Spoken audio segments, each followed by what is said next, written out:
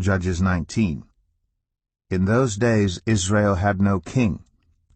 Now a Levite who lived in a remote area in the hill country of Ephraim took a concubine from Bethlehem in Judah. But she was unfaithful to him. She left him and went back to her parents' home in Bethlehem, Judah. After she had been there 4 months, her husband went to her to persuade her to return. He had with him his servant and 2 donkeys.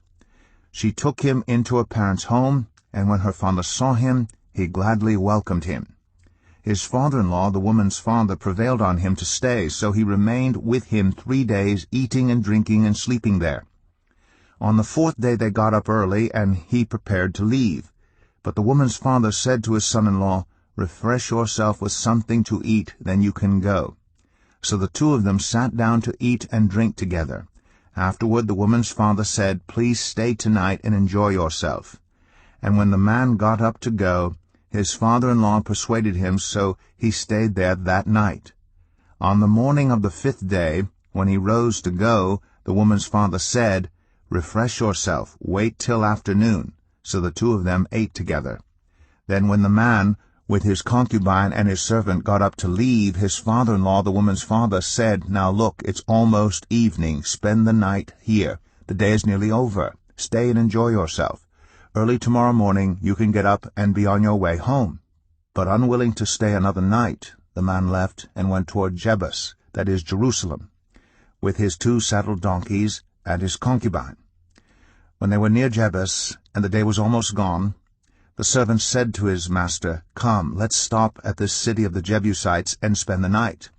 His master replied, "No, we won't go into any city whose people are not Israelites. We will go on to Gibeah." He added, "Come, let's try to reach Gibeah or Ramah and spend the night in one of those places." So they went on, and the sun set as they neared Gibeah in Benjamin. There they stopped to spend the night. They went and sat in the city square, but no one took them in for the night. That evening an old man from the hill country of Ephraim, who was living in Gibeah, the inhabitants of the place were Benjamites, came in from his work in the fields. When he looked and saw the traveler in the city square, the old man asked, "Where are you going? Where did you come from?" He answered, "We are on our way from Bethlehem in Judah to a remote area in the hill country of Ephraim where I live. I have been to Bethlehem in Judah, and now I am going to the house of the Lord. No one has taken me in for the night. We have both straw and fodder for our donkeys, and bread and wine for ourselves, your servants, me, the woman, and the young man with us. We don't need anything." "You're welcome at my house," the old man said. "Let me supply whatever you need. Only don't spend the night in the square." So he took him into his house and fed his donkeys. After they had washed their feet, they had something to eat and drink. While they were enjoying themselves, some of the wicked men of the city surrounded the house, pounding on the door. They shouted to the old man who owned the house, "Bring out the man who came to your house so that we can have sex with him." The owner of the house went outside and said to them, "No, my friends, don't be so vile. Since this man is my guest, don't do this outrageous thing. Look, here is my virgin daughter and his concubine. I will bring them out to you now, and you can use them and do to them whatever you wish. But as for this man, don't do such an outrageous thing." But the men would not listen to him. So the man took his concubine and sent her outside to them, and they raped her and abused her throughout the night, and at dawn they let her go. At daybreak the woman went back to the house where her master was staying, fell down at the door, and lay there until daylight.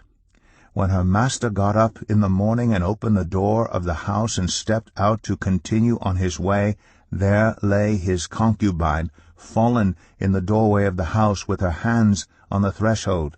He said to her, "Get up, let's go." But there was no answer. Then the man put her on his donkey and set out for home. When he reached home, he took a knife and cut up his concubine, limb by limb, into 12 parts, and sent them into all the areas of Israel. Everyone who saw it was saying to one another, "Such a thing has never been seen or done, not since the day the Israelites came up out of Egypt." Just imagine. We must do something, so speak up. Judges 20. Then all Israel from Dan to Beersheba and from the land of Gilead came together as one, and assembled before the Lord in Mizpah. The leaders of all the people of the tribes of Israel took their places in the assembly of God's people, 400,000 men armed with swords. The Benjamites heard that the Israelites had gone up to Mizpah. Then the Israelites said, "Tell us how this awful thing happened." So the Levite, the husband of the murdered woman, said, "I and my concubine came to Gibeah in Benjamin to spend the night. During the night the men of Gibeah came after me and surrounded the house, intending to kill me. They raped my concubine, and she died. I took my concubine, cut her into pieces, and sent one piece to each region of Israel's inheritance, because they committed this lewd and outrageous act in Israel. Now all you Israelites, speak up and tell me what you have decided to do." All the men rose up together as one, saying, "None of us will go home. No, not one of us will return to his house. But now this is what we'll do to Gibeah. We'll go up against it in the order decided by casting lots. We'll take 10 men out of every 100 from all the tribes of Israel, and 100 from 1,000, and 1,000 from 10,000, to get provisions for the army. Then, when the army arrives at Gibeah in Benjamin, it can give them what they deserve for this outrageous act done in Israel." So all the Israelites got together and united as one against the city. The tribes of Israel sent messengers throughout the tribe of Benjamin, saying, "What about this awful crime that was committed among you? Now turn those wicked men of Gibeah over to us, so that we may put them to death and purge the evil from Israel." But the Benjamites would not listen to their fellow Israelites. From their towns they came together at Gibeah to fight against the Israelites. At once the Benjamites mobilized 26,000 swordsmen from their towns, in addition to 700 able young men from those living in Gibeah. Among all these soldiers there were 700 select troops who were left-handed, each of whom could sling a stone at a hair and not miss. Israel, apart from Benjamin, mustered 400,000 swordsmen, all of them fit for battle. The Israelites went up to Bethel and inquired of God. They said, "Who of us is to go up first to fight against the Benjamites?" The Lord replied, "Judah shall go first." The next morning the Israelites got up and pitched camp near Gibeah. The Israelites went out to fight the Benjamites and took up battle positions against them at Gibeah. The Benjamites came out of Gibeah and cut down 22,000 Israelites on the battlefield that day. But the Israelites encouraged one another and again took up their positions where they had stationed themselves the first day. The Israelites went up and wept before the Lord until evening. And they inquired of the Lord. They said, "Shall we go up again to fight against the Benjamites, our fellow Israelites?" The Lord answered, "Go up against them." Then the Israelites drew near to Benjamin the second day. This time when the Benjamites came out from Gibeah to oppose them, they cut down another 18,000 Israelites, all of them armed with swords.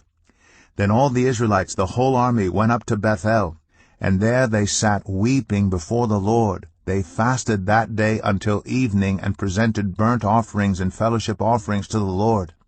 And the Israelites inquired of the Lord. In those days the ark of the covenant of God was there, with Phinehas son of Eleazar the son of Aaron ministering before it. They asked, "Shall we go up again to fight against the Benjamites, our fellow Israelites, or not?" The Lord responded, "Go, for tomorrow I will give them into your hands." Then Israel set an ambush around Gibeah. They went up against the Benjamites on the third day, and took up positions against Gibeah as they had done before. The Benjamites came out to meet them, and were drawn away from the city. They began to inflict casualties on the Israelites as before, so that about 30 men fell in the open field and on the roads, the one leading to Bethel and the other to Gibeah. While the Benjamites were saying, "We are defeating them as before," the Israelites were saying, "Let's retreat and draw them away from the city to the roads." All the men of Israel moved from their places and took up positions at Baal Tamar, and the Israelite ambush charged out of its place on the west of Gibeah. Then 10,000 of Israel's able young men made a frontal attack on Gibeah. The fighting was so heavy that the Benjamites did not realize how near disaster was. the Lord defeated Benjamin before Israel, and on that day the Israelites struck down 25,100 Benjamites, all armed with swords. Then the Benjamites saw that they were beaten. Now the men of Israel had given way before Benjamin because they relied on the ambush they had set near Gibeah. Those who had been in ambush made a sudden dash into Gibeah, spread out, and put the whole city to the sword. The Israelites had arranged with the ambush that they should send up a great cloud of smoke from the city, and then the Israelites would counterattack. The Benjamites had begun to inflict casualties on the Israelites, about 30, and they said, "We are defeating them, as in the first battle." But when the column of smoke began to rise from the city, the Benjamites turned and saw the whole city going up in smoke. Then the Israelites counterattacked, and the Benjamites were terrified because they realized that disaster had come on them. So they fled before the Israelites in the direction of the wilderness, but they could not escape the battle. And the Israelites who came out of the towns cut them down there. They surrounded the Benjamites, chased them, and easily overran them in the vicinity of Gibeah on the east. 18,000 Benjamites fell, all of them valiant fighters. As they turned and fled toward the wilderness to the rock of Rimmon, the Israelites cut down 5,000 men along the roads. They kept pressing after the Benjamites as far as Gidom, and struck down 2,000 more. On that day 25,000 Benjamite swordsmen fell, all of them valiant fighters. But 600 of them turned and fled into the wilderness to the rock of Rimmon, where they stayed 4 months. The men of Israel went back to Benjamin and put all the towns to the sword, including the animals and everything else they found. All the towns they came across they set on fire. Judges 21. The men of Israel had taken an oath at Mizpah, "Not one of us will give his daughter in marriage to a Benjamite." The people went to Bethel, where they sat before God until evening, raising their voices and weeping bitterly. "Lord, God of Israel," they cried, "why has this happened to Israel? Why should one tribe be missing from Israel today?" Early the next day the people built an altar and presented burnt offerings and fellowship offerings. Then the Israelites asked, "Who from all the tribes of Israel has failed to assemble before the Lord?" For they had taken a solemn oath that anyone who failed to assemble before the Lord at Mizpah was to be put to death. Now the Israelites grieved for the tribe of Benjamin, their fellow Israelites. "Today one tribe is cut off from Israel," they said. "How can we provide wives for those who are left, since we have taken an oath by the Lord not to give them any of our daughters in marriage?" Then they asked, "Which one of the tribes of Israel failed to assemble before the Lord at Mizpah?" They discovered that no one from Jabesh-Gilead had come to the camp for the assembly. For when they counted the people, they found that none of the people of Jabesh-Gilead were there. So the assembly sent 12,000 fighting men with instructions to go to Jabesh-Gilead and to put to the sword those living there, including the women and children. "This is what you are to do," they said. "Kill every male and every woman who is not a virgin." They found among the people living in Jabesh-Gilead 400 young women who had never slept with a man, and they took them to the camp at Shiloh in Canaan. Then the whole assembly sent an offer of peace to the Benjamites at the rock of Rimmon. So the Benjamites returned at that time, and were given the women of Jabesh-Gilead who had been spared. But there were not enough for all of them. The people grieved for Benjamin, because the Lord had made a gap in the tribes of Israel. And the elders of the assembly said, "With the women of Benjamin destroyed, how shall we provide wives for the men who are left? The Benjamite survivors must have heirs," they said, "so that a tribe of Israel will not be wiped out. We can't give them our daughters as wives, since we Israelites have taken this oath. Cursed be anyone who gives a wife to a Benjamite. But look, there is the annual festival of the Lord in Shiloh, which lies north of Bethel, east of the road that goes from Bethel to Shechem, and south of Lebanah." So they instructed the Benjamites, saying, "Go and hide in the vineyards and watch. When the young women of Shiloh come out to join in the dancing, rush from the vineyards, and each of you seize one of them to be your wife. Then return to the land of Benjamin. When their fathers or brothers complain to us, we will say to them, Do us the favor of helping them, because we did not get wives for them during the war. You will not be guilty of breaking your oath because you did not give your daughters to them. So that is what the Benjamites did. While the young women were dancing, each man caught one and carried her off to be his wife. Then they returned to their inheritance and rebuilt the towns and settled in them. At that time the Israelites left that place and went home to their tribes and clans, each to his own inheritance. In those days Israel had no king. Everyone did as they saw fit.